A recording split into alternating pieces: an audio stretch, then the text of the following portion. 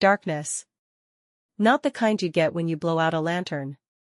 This was the kind that swallows Barnes whole, that creeps into your chest and settles heavy. A black so thick it seemed to muffle the world. No wind. No crickets. Even the coyotes were holding their tongues. The kind of silence that made you swear you could hear your own blood moving. That was when Clara Hale heard it. Breathing. Faint, shallow, wrong. Too slow for a horse, too uneven for sleep. It came in ragged fits, like every breath cost the poor soul a piece of themselves. They'd told her the woman was dead, been that way for days. Nobody could last this long without food, without water, without hope. But Clara knew better. She'd heard it for 3 nights now, always drifting from the barn, like a ghost that refused to lie still. She slipped from bed without a sound.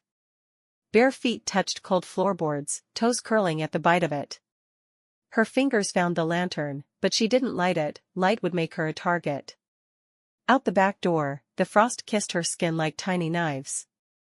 Above her, the stars looked sharp enough to cut. The barn loomed ahead, darker than the night itself. For a moment, there was nothing. No sound.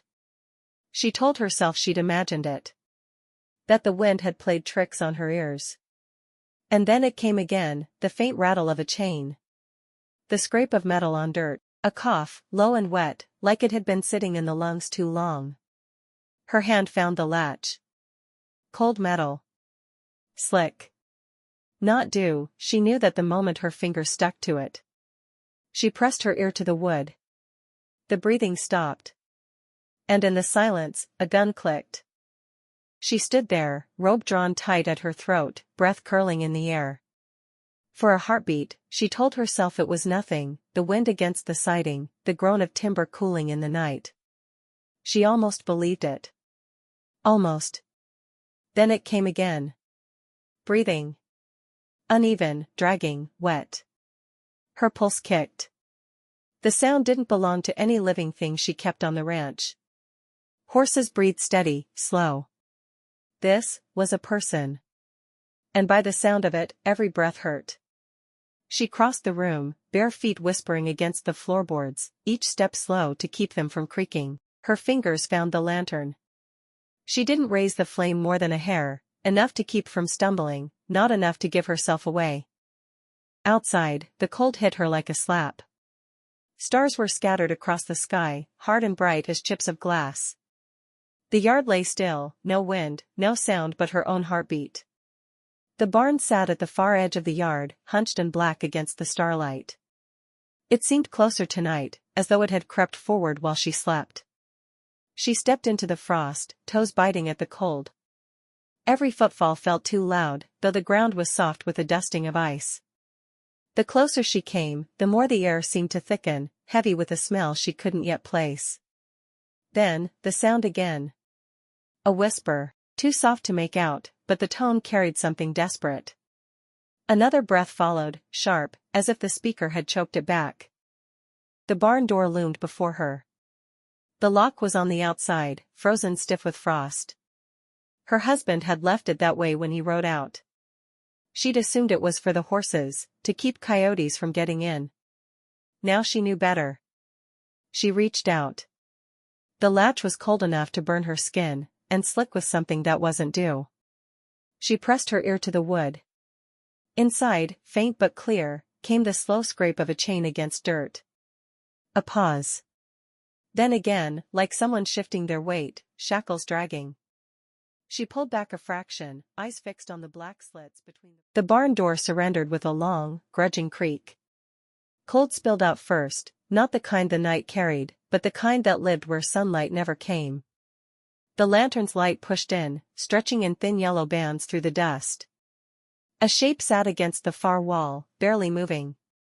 Clara's eyes followed the glint of metal, a chain, rusted thick, leading from a post buried in the packed earth to a pair of bare ankles. The skin there was raw, rubbed red and scabbed. Whoever it was had been here for days. Maybe longer.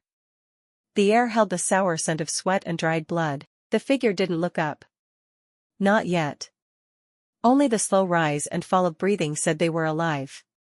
Clara took one step in, and the sound of her boot on the floor made that breathing hitch, quick, sharp, as if startled. The woman raised her head. Her hair fell in a tangled snarl, strands matted with dust. A streak of dried blood traced her cheekbone. But it was the eyes that froze Clara where she stood, not tired, not broken, but burning, fierce, alive in a way that made the rest of her look like a disguise. Her lips were cracked, skin split at the corners, but she didn't beg for water. Instead, her voice came low and certain, the kind you didn't argue with. "They'll kill you for this." The words seemed to hang in the air between them, heavy with a promise she didn't explain. Clara's lantern caught the glint of iron around her wrists, shackles tight enough to cut skin. Above her, nailed to the wall just beyond reach, hung a leather satchel. It looked worn, traveled, the kind of thing a person kept close no matter what. Clara's gaze shifted, drawn by another glint in the lantern's light. In the far corner, behind the mesh door of an old tack cabinet, sat a Colt revolver. Not the plain iron you saw on every hip in the county. This one had an engraved barrel, silver worn smooth by use, ivory grips that caught the light like bone. It wasn't locked away for safety, it was locked away from her. Everything about this woman said she wasn't just some outlaw dragged in from the road. The boots on her feet were expensive, the kind a rancher bought once in his life and passed down to a son. She sat still, but there was a kind of coiled readiness in her, like the chain wasn't holding her so much as holding the rest of the world safe from her. Clara's gaze shifted, drawn by another glint in the lantern's light. In the far corner, behind the mesh door of an old tack cabinet, sat a Colt revolver. Not the plain iron you saw on every hip in the county. This one had an engraved barrel, silver worn smooth by use, ivory grips that caught the light like bone.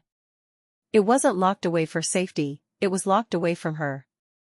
Everything about this woman said she wasn't just some outlaw dragged in from the road. The boots on her feet were expensive, the kind a rancher bought once in his life and passed down to a son. She sat still, but there was a kind of coiled readiness in her, like the chain wasn't holding her so much as holding the rest of the world safe from her. A shadow crossed the thin cracks in the barn wall, slicing through the bands of lantern light. One rider, maybe two, shapes too tall and still to be cattle hands. Their horses snorted softly in the dark, the leather creak of saddles whispering just above the wind. Clara's hand tightened around the lantern handle, her knuckles bone white. She didn't know why her chest felt so tight, only that the woman in chains was watching her with an intensity that made it hard to breathe. Etta leaned forward just enough for the chain to groan, her voice a dry rasp. "If they see you here, they'll take you too." The words weren't threat or plea. They were fact. Outside, the hoofbeats slowed to a crawl. Then stopped. Silence, thick and heavy, swelled in the spaces between the creak of saddle leather and the shifting of hooves on frozen dirt. Clara's heart thumped so hard she was sure it could be heard through the walls. The lantern flame sputtered once, twice, then steadied, casting long, reaching shadows across the barn. The sound of a boot striking earth broke the stillness. Footsteps. Slow. Measured. Coming toward the barn. Etta's gaze didn't leave the door, her wrist straining just slightly against the shackles. Clara stepped back without meaning to, her heel crunching on a piece of straw-dry wood. The footsteps stopped. Clara's lantern cast an amber glow on the woman's face, revealing every bruise, every line carved by wind and dust. Etta sat against the post, the iron biting her wrists, her breathing steady but measured. Clara's voice was quiet, almost afraid of breaking the night. "Your name?" "I've seen it before." She didn't say where, but in her mind she saw the posters nailed to the sheriff's board, the ones curling at the edges in the summer heat. Etta Vance, the Widowmaker. The title itself carried weight, whispered in saloons like a prayer you shouldn't speak too loud. A woman blamed for 3 bank robberies, a preacher's death, and a shipment of gold gone missing on the way to soldiers. Etta didn't flinch at the words. She simply stared back, as if waiting for Clara to keep talking. But Clara's throat had gone dry. "Is it true?" she finally asked. The woman's lips curved, not into a smile but something colder. "Truth's just what folks say loud enough," Etta said, her voice low, rasping from thirst. Then, after a pause, she tilted her head and asked, ever been touched by fire, Mrs. Hale?" The question hung in the air, strange and heavy. Clara shook her head before she even thought about it, but Etta kept watching her, eyes unblinking. "Then you don't know how it marks you," Etta said softly, "how it stays under your skin, even after the scars fade." The barn seemed to grow colder with each passing second. Outside, the wind shifted, rattling the loose boards. Clara opened her mouth to speak again, to demand answers, when it happened, a sudden, violent thud against the barn wall. The lantern shook in her grip. Dust sifted down from the rafters. Etta's head snapped toward the sound, her body tense. Clara froze, the echo of the blow still ringing in her ears. No footsteps followed. No voice.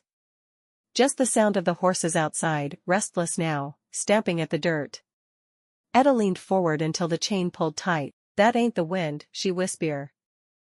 The Marshal was 2 days' ride east, chasing a cattle thief across the plains. That left Clara alone, the quiet of the ranch pressing in from every side. She stood in the barn's half-light, the chain between Etta's wrists catching the glow of the lantern.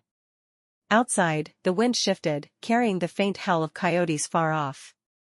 Clara's eyes kept drifting toward the satchel hanging on the post, the leather cracked and stained from hard travel. She told herself she had no business touching it. But the longer she looked, the more it seemed to pull at her, like a locked drawer in an empty house. Her hand moved before her better judgment could stop it. The strap was stiff beneath her fingers as she pulled the satchel closer, the faint scent of dust and smoke clinging to it. She opened the flap just enough to see what was inside. First, a crumpled piece of paper, a child's drawing, done in charcoal and faded pencil. A woman with long hair, holding hands with a smaller figure. No names. No dates. Just a simple sketch, worn at the folds as if it had been opened and closed 100 times. Beneath it, a map, hand-drawn, the ink faded but still sharp enough to see. Clara unfolded it with care, her eyes tracing the lines of rivers and canyons she half recognized. But it wasn't the map itself that chilled her, it was the red X's scattered across it, each one marked near a different town, stretching from the borderlands to the high plains. Some places she knew well, others she had only heard about in passing. Before she could study it longer, Etta's voice cut through the air. "You shouldn't be looking at that." Clara turned, startled to see those sharp, unblinking eyes fixed on her. "Are you hunting someone?" Clara asked. Etta's chains rattled as she leaned forward. "Depends," she said softly, "on who you think I'm running from." 7:47. The first light of dawn spilled across the ranch in a thin, cold wash, turning the frost on the fence rails into glass. Clara's boots crunched softly in the brittle grass as she made her way back to the barn.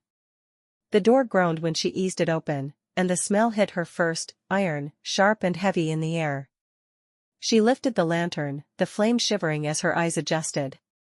There, beneath the loop of chain between Etta's shackles, a dark pool spread across the dirt, fresh and still glistening in the low light.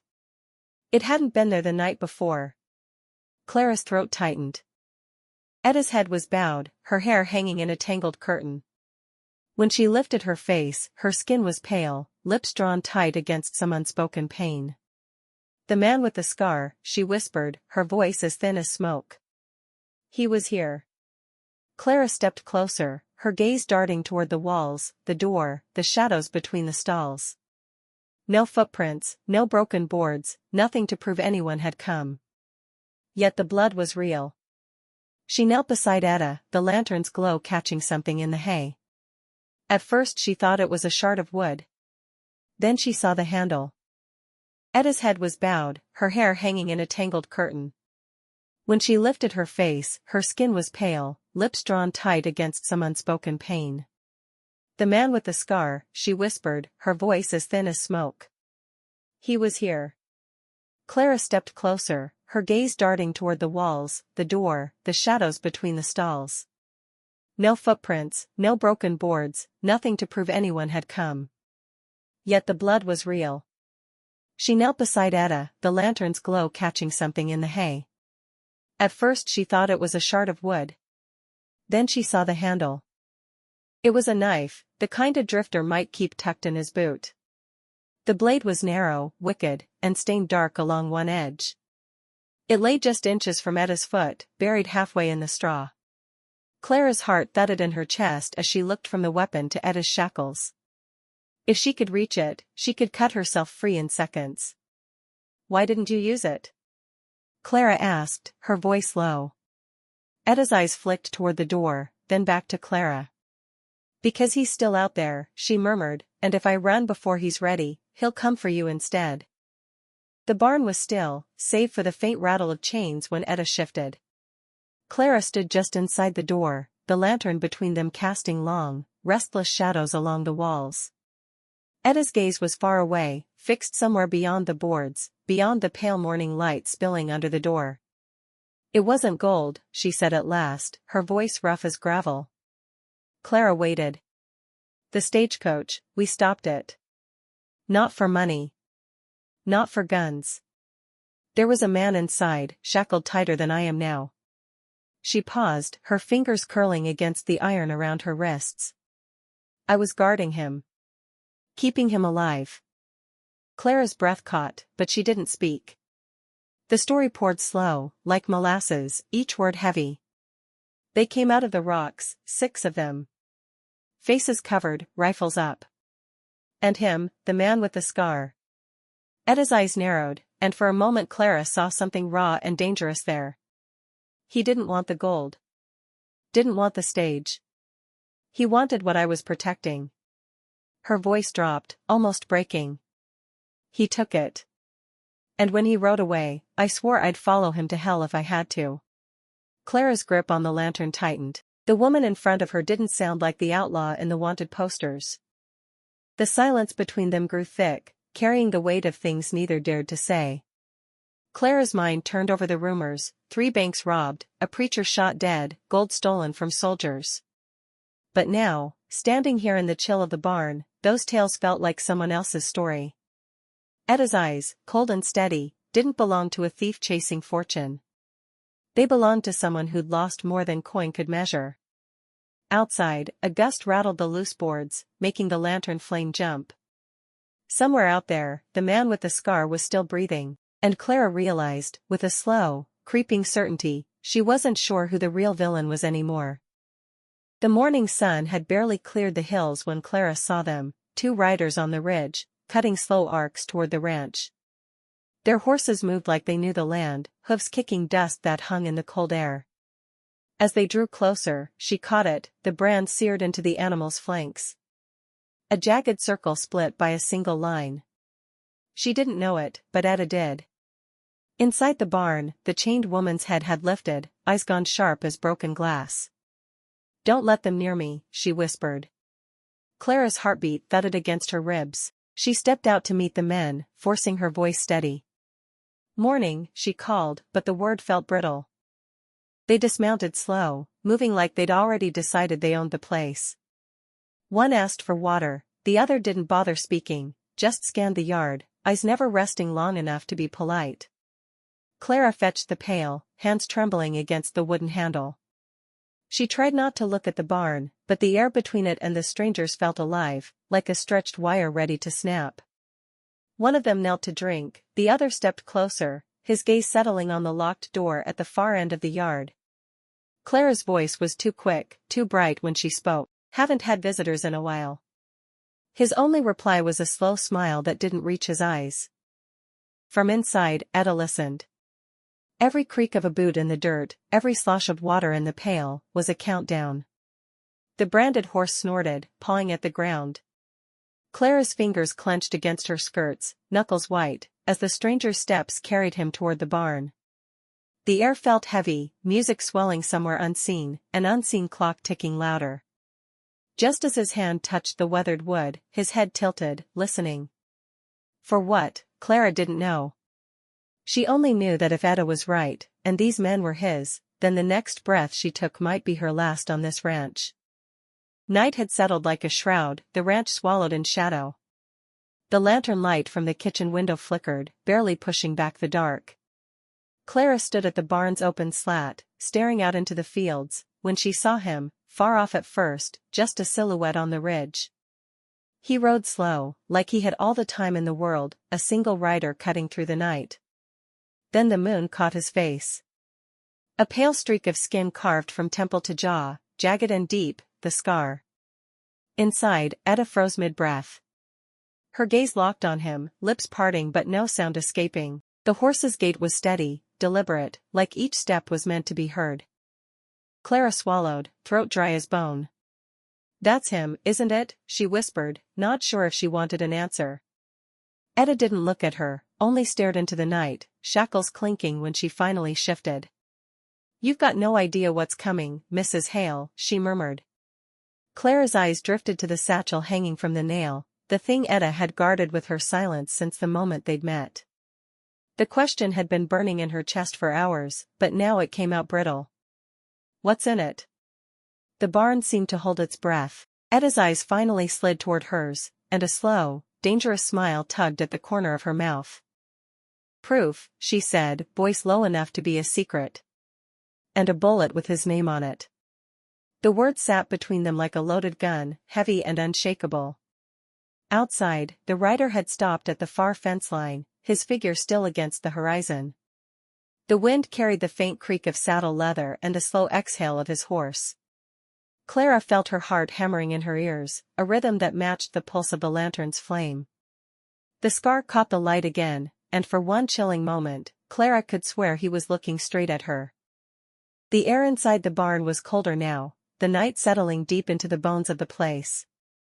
Clara held the lantern low, its light trembling over the dust between them. Etta was quiet for a long while, her eyes fixed on something far away that Clara couldn't see. When she finally spoke, her voice was worn and brittle. "Your husband found me here, days ago. Out there in the dirt, bleeding, barely conscious." Clara frowned. "And he chained you?" Etta's lips curved into something that wasn't quite a smile. "Said it was for my own safety, that he'd decide what to do with me when he came back." The chain at her wrists rattled softly as she shifted, the sound like a snake in the dark. The air inside the barn was colder now, the night settling deep into the bones of the place. Clara held the lantern low, its light trembling over the dust between them. Etta was quiet for a long while, her eyes fixed on something far away that Clara couldn't see. When she finally spoke, her voice was worn and brittle. "Your husband found me here, days ago. Out there in the dirt, bleeding, barely conscious." Clara frowned. "And he chained you?" Etta's lips curved into something that wasn't quite a smile. "Said it was for my own safety, that he'd decide what to do with me when he came back." The chain at her wrists rattled softly as she shifted, the sound like a snake in the dark. The air inside the barn was colder now, the night settling deep into the bones of the place. Clara held the lantern low, its light trembling over the dust between them. Etta was quiet for a long while, her eyes fixed on something far away that Clara couldn't see. When she finally spoke, her voice was worn and brittle. "Your husband found me here, days ago. Out there in the dirt, bleeding, barely conscious." Clara frowned. "And he chained you?" Etta's lips curved into something that wasn't quite a smile. "Said it was for my own safety, that he'd decide what to do with me when he came back." The chain at her wrists rattled softly as she shifted, the sound like a snake in the dark. Clara's lantern wavered. "For your own safety," she repeated, doubt seeping in. Etta's gaze rose, sharp and unblinking now. "He wasn't keeping me from the world, Mrs. Hale. He was keeping the world from me. And maybe, keeping me for someone." Outside, the wind caught on the barn siding, whistling low through the cracks. Clara's mind raced, the way the Marshal had avoided her eyes when he left, the half-heard conversations in the middle of the night, the tension in his jaw whenever certain names were mentioned. "You're saying, he's with them?" she whispered. Etta didn't answer, but her silence was louder than a confession. The barn was thick with the scent of old hay and colder secrets. Clara's lantern cast a trembling halo, catching the gleam of iron at Etta's wrists. The prisoner sat with her head bowed, chains slack in the straw, as if exhaustion had claimed her. Then, without warning, she raised her arms and the steel links shifted, not pulled by force, but eased with a quiet, practiced turn of her hands. The sound was small, but in the hush of night it felt deafening. Clara froze. You could have gotten out," she whispered. Etta's eyes met hers, steady and unflinching, since the second night. Clara's gaze darted to the satchel hanging on the nail. "Then why?" Etta's voice cut her off, low as a blade sliding from a sheath. "Because leaving without what's in there would be worse than dying here." Clara's hand hovered near the shackles, torn between fear and something that felt dangerously like trust. The metal was cold under her fingertips, colder still under her conscience. "If he comes back," she began, but Etta leaned forward, close enough that Clara could smell the dust and blood on her. "If he comes back, you'll wish I'd already been gone." Outside, the night stretched wide and listening. Somewhere, a lone coyote called. Clara's breath trembled as she slid the pin from the first lock. The chain gave a soft sigh as it fell to the straw. Etta rubbed her wrists, not in relief, but as if measuring the time she'd lost. Her eyes flicked to the door, then back to Clara. "You've just made a choice you can't undo." They stood in the shadows, the satchel now in Etta's grasp, her fingers wrapped around it like it was the only thing keeping her upright. Clara felt the barn grow smaller, the air tighter, the weight of the unseen riders pressing in from the dark. "Where will you go?" Clara asked, though the words came out like a plea. Etta's boots shifted in the straw, the faint creak of worn leather loud in the stillness. "Far enough they can't follow. But close enough to finish what I started." She stepped past Clara, pausing at the threshold. Lantern light caught the edge of her profile, sharp, unshaken. "Once I'm gone," she said without turning, "so is your safety." And with that, she slipped into the dark, the door's slow swing closing on a silence that felt like the start of something worse. They stood in the shadows, the satchel now in Etta's grasp, her fingers wrapped around it like it was the only thing keeping her upright. Clara felt the barn grow smaller, the air tighter, the weight of the unseen riders pressing in from the dark. "Where will you go?" Clara asked, though the words came out like a plea. Etta's boots shifted in the straw, the faint creak of worn leather loud in the stillness. "Far enough they can't follow. But close enough to finish what I started." She stepped past Clara, pausing at the threshold. Lantern light caught the edge of her profile, sharp, unshaken. "Once I'm gone," she said without turning, "so is your safety." And with that, she slipped into the dark, the door's slow swing closing on a silence that felt like the start of something worse. The second shot came before Clara's breath returned, followed by the hollow crash of something heavy striking the side of the barn. Dust fell from the rafters in trembling streams. Etta moved toward the door without hesitation, every step quiet, controlled, like a hunter moving through tall grass. Then the hinges screamed. The barn door burst inward, spilling cold night air and the harsh light of torches. Silhouettes filled the gap, shadowed but unmistakable in their posture, men who came to take, not talk. The smell of sweat, leather, and gunpowder flooded in. Etta didn't flinch. Her revolver rose, steady as if it had always been there in her hand. Clara's grip on the satchel tightened. Somewhere deep in her chest, she knew whatever was about to happen wouldn't end here, it would only begin. The smoke hung low, clinging to the rafters like a living thing. Gunpowder still bit at the air, sharp enough to sting the eyes. Somewhere in the distance, a horse gave a final, ragged whinny before silence folded over the valley. The barn door sagged open, swaying gently on one ruined hinge.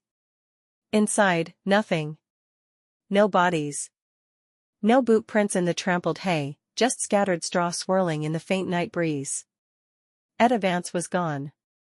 So was Clara. A lone lantern burned on its side in the dirt, its light trembling, its flame small, like the last breath of a story refusing to die.